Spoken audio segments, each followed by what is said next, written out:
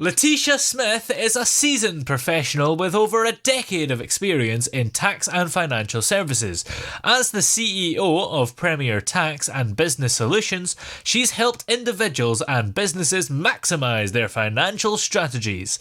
And Latesha's latest book, So You Think You Want to Be a Boss, is a transformational guide for those aspiring to transition from being an employee to becoming a successful entrepreneur.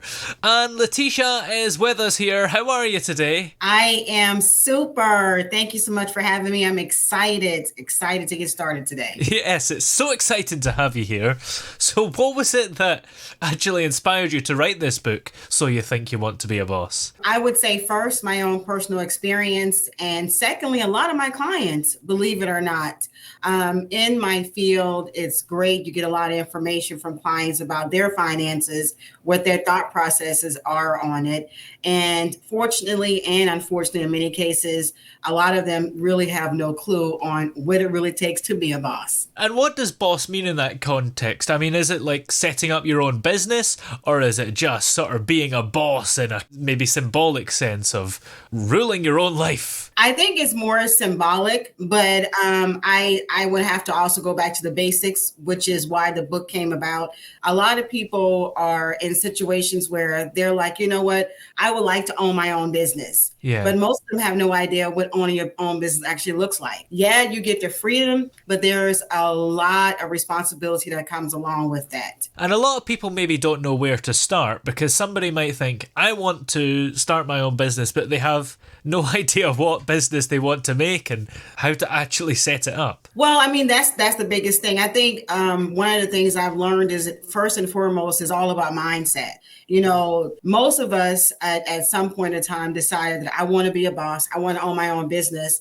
But like you said, you have no idea what that looks like. It's starting with, okay, what do I like to do? If I could do it without making any money, well, this is something I will continue to do. I think that's the biggest thing. And I tell my clients a lot of times, if your biggest desire into being a boss is because you want to make a lot of money, you're probably not going to be successful. Yes. And what do you think is the biggest thing that readers will take away from this book? Honestly, it makes them get honest with themselves. So it's not just a feel-good type book where you come out and you're like, you know what, I can conquer the world. While there's some things in there to show you that absolutely you can, but it's work involved. So the biggest thing about this book is that it gives my story and the challenges that I went through to be a boss and be successful. But more importantly, it's a guide, absolutely, so that when you're done with it, you have an idea of what that business will look like and what it will take for you to be successful in terms of how much money you actually can make in it. Yeah. So they'll get all of that from this book. Do you find that people maybe sometimes get a little bit delusional with their expectations about setting their own business up?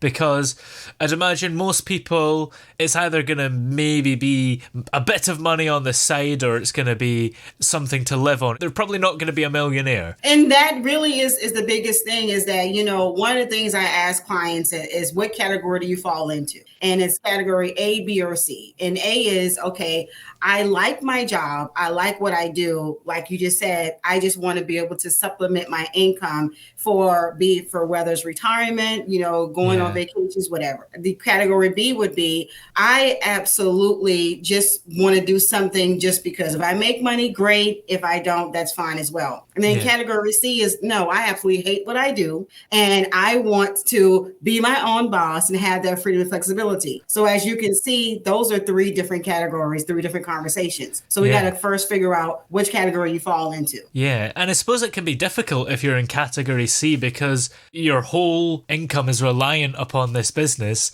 Absolutely. Does that get a bit stressful for some people? And that's one of the components that's in the book. It forces you to get real, because if you work a full-time job, whether you're a single person or you have a partner, your income is used to take care of your basic responsibilities. So you need to know what that number looks like. So if you decide to transition into being a boss, now you need to know, okay, I contribute $3,000 to the household budget. So that means that when I now go into being a boss, I need to make at least $3,000. The difference, though, is that because you are a boss, you got to take a little thing called taxes Yeah. into consideration. So that 3,000 might be more like 4 or 5,000. But as long as you know the number, now you know what you need to do to work towards that. So do you have a particular favorite section of the book? I would say for me, the beginning when you're talking about mindset, and the reason for that is because, like we said before, it never changes in terms of you have to always work on your mindset, no matter what stage of your business that you're in,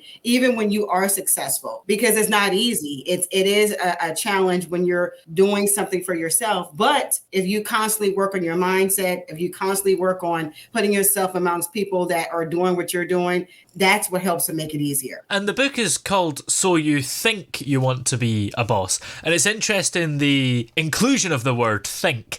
Is it for people who are maybe a bit unsure about whether or not they want to be one? Absolutely. Because like I said again, while it sounds great in theory, I want to be my own boss and I'm going to be. Yeah. You really don't know, are you really ready to be? So in your mind, it's like, I think I do, but am I really? Because I need to know, what does that look like if I transition to being a boss? So absolutely, that's exactly what it was. So how long did this book actually take you to write from start to finish? From start to finish, it took about less than 6 months. And honestly, it probably could have taken a lot less than that. You could take into consideration, it's my life story and it's what I've been doing for over 10 years. So I've always had the material.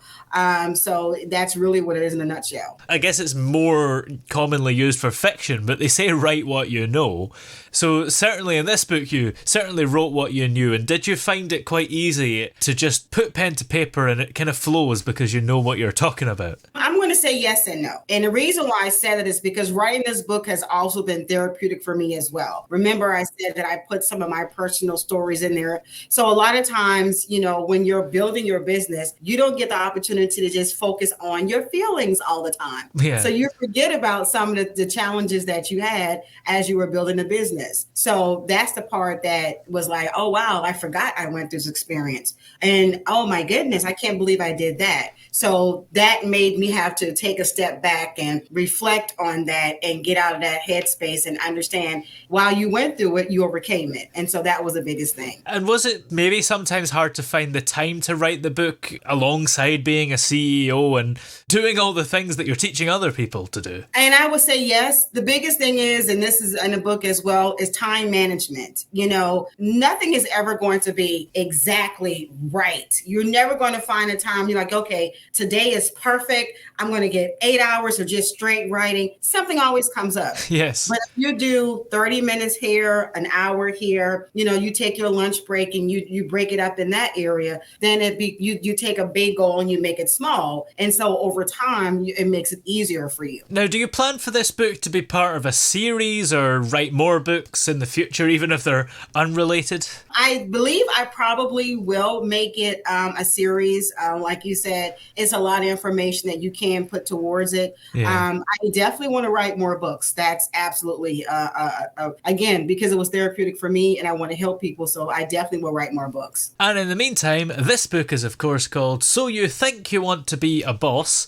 Where are all the places that it's available to buy? Well, you can obviously go to our website, which is premiertaxga.com. You can also get it on Audible. You can also get it on Gumroad. You can also get it on Spotify. But I would say if anyone is looking to get the book, the main place is to go to the website, because at least you get a chance to see more about who I am and what we do and help you determine if this is where you want to do in terms of spending your money and buying the book. Excellent. Well, many thanks for joining us today. It's been great to talk to you. You as well. Thank you so much.